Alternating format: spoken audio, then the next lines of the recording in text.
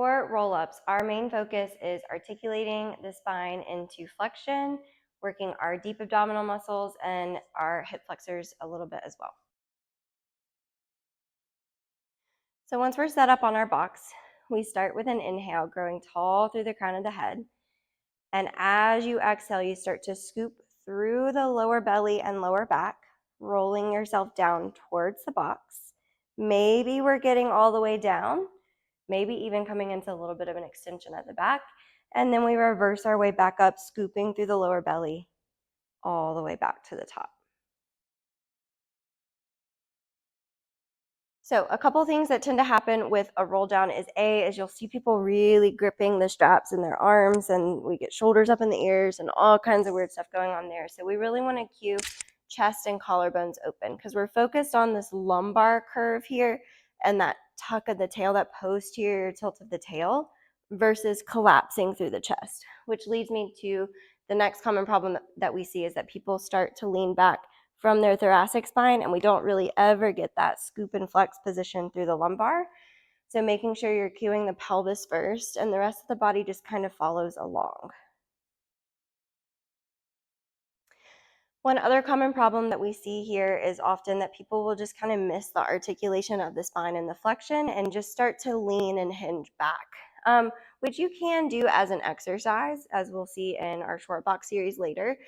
But for a roll down or a roll up prep, we're really looking for that scoop and that flexed position through the lumbar and the pelvis. The other thing that we see frequently in these roll downs is that people's feet will pop up off the mat, either on the way down or on the way up to lift themselves back up.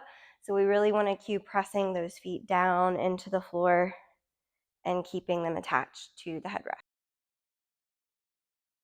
Our main modification in this position is that we can just work in a smaller range of motion. So especially if you're noticing that people's feet are popping up or they can't get themselves back up, we want to work down to that point of control where they can still get themselves back up. And sometimes just changing the hand position can really help people find that space and leverage for themselves. Other options are to give the ball to squeeze between the knees or a band to press out in that can help give a little bit more hip connection, which sometimes helps get people up and down. And next I'm going to show you a couple of other positions that we can do roll downs or roll ups in on the reformer. This variation can be done with the long box again, but just facing forward. And we bring the balls of the feet onto the foot bar. And from here, we can just use the box to roll the carriage forward as we roll back.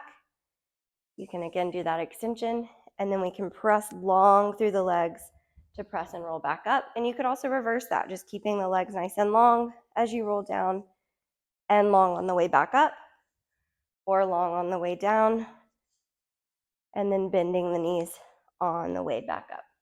So this is a nice way that you can add a little bit of challenge to this roll down series and have it be a little bit more similar to our mat roll up.